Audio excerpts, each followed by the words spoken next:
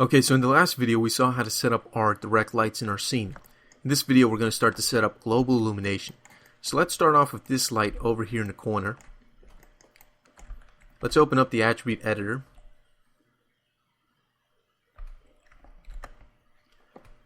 And what we're going to do is we're going to go to the mental ray tab. Let's collapse the shadows tab there. And in the mental ray tab we want to go ahead and select emit photons. Okay, let's close that. Let's go to the render settings. And let's go to indirect lighting.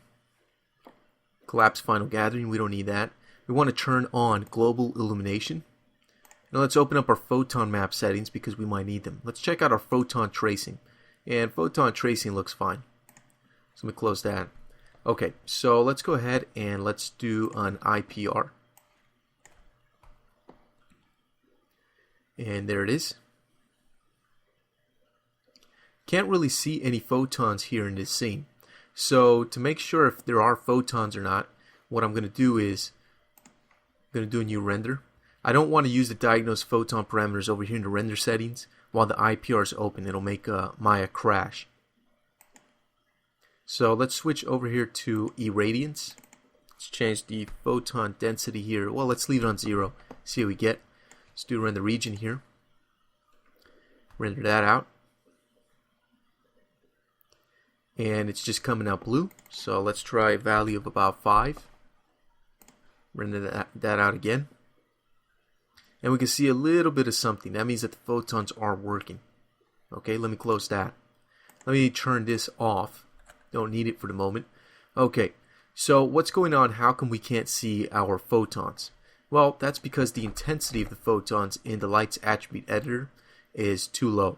So let's take this photon intensity and let's raise it to something ridiculously high. Let's go from 8,000 to about 30,000. Okay. Let's see if the photons are working. I'm just going to render out one of the dark areas of this image back here, this back wall. And let's do an IPR of that. Okay, there we go. Pretty fast photon emission. A little bit difficult to see the photons there. So what I'm going to do is, let me go to the render settings, and I'm going to change the radius of the photons to about 2. And there it is. We can see the photons on the wall. Again, looks like those graffiti artists came back, started spray painting everything. Okay, so the radius is pretty small, so this doesn't look too great. Let me go ahead and put that radius back down to 0. So mental ray selects the radius that it likes, or that it thinks this scene should have. Let me close that. And let's increase the photon intensity to about 50,000. Okay, that looks much better. It's a little bit faint, but that's okay. We'll fix that later. Let's rotate our camera around. Look at the front of our scene here. Okay, now we can't keep increasing the photon intensity too much because the problem is we're starting to get these burn highlights here, and if we start increasing that photon intensity more, we're going to end up with a problem where these areas close to the window are just going to get completely burned. It's going to look like they're glowing almost. Okay, let me also increase the amount of global illumination photons. Right now there's only 10,000, which is not nearly enough to get this to look good. For preview purposes and to make this look better, let's just increase it to 100,000. Keep in mind that we have 3 lights in this scene that are going to be shooting out photons, and all 3 of them are going to be combining this photon number for a grand total. So if there's 3 lights and each one is firing off 100,000 photons, we're looking at 300,000 photons. Right now, however, only one of the lights is shooting out photons, the others are not. So what we need to do is tell the others to emit photons as well. So I'll select this light here, tell it to emit photons, increase that intensity to 50,000, and increase the amount of photons to 100,000.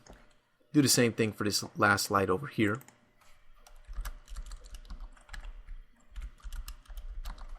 Okay. Now let's go back into our scene here and see what it is that we have.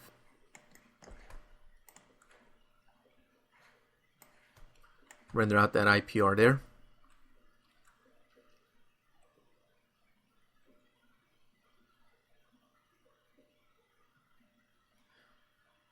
Okay, it looks pretty good. I like the way that those shades are looking up here with the global illumination. And it's a very subtle effect, but there is some indirect illumination going on here. Okay, let me just rotate this camera around a bit. Look at that area over there, or maybe this area over here.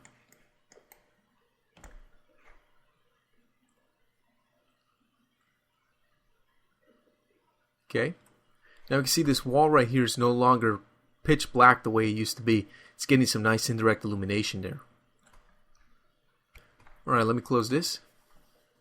Now another thing that I want to do is I want to take these lights and change the color. If I go to the attribute editor, I come up here, you'll notice that the color is just a pure white, which I'm not really too fond of. So let's give this a more interesting color. Let's give it sort of a very soft bluish color. Not too blue, but a very soft blue. So let's take the red channel here and knock that down to about 0.9, something like that. And the green channel, let's take that to about 0.96, looks pretty good. And I'll leave the other one alone. That's going to create this very pale light blue color right here. Now I want to make sure that the color of the light and the color of the photons for the light match up, or else this thing's not going to look right. So I'll go to photon color and I'll select this color picker and I'll just click on the color right there in the attribute editor, hit accept, and there we go. Now for the other lights I have to do the same thing. So to do it a little bit quicker and a little bit easier, what I'm going to do is click down here and copy tab in the attribute editor. That'll create a copy of the tab, which I can then refer to. So that's what I'm going to do. I'm going to select this next light, take the color picker here, choose that blue light, do the same thing for the photons. Then I'm going to select the third light over here, and I'm going to do the same thing. There we go. So now all the colors match up and they're good. Close that stuff. It's a very subtle change that's a bit difficult to see, but it does make a bit of a difference. Makes the lights a little bit more interesting, and in some cases makes them more believable. It's very difficult to see, but there is a nice soft kind of pale bluish hue on some of the objects here in our scene, especially on the ceiling. You can see it there, which to me looks a lot more believable. So let me close that. Okay, so that looks a lot better.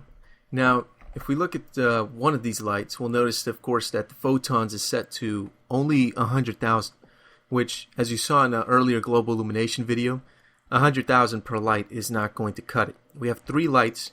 We're going to need at least a good 2 million photons per light to get this to look pretty good. Okay?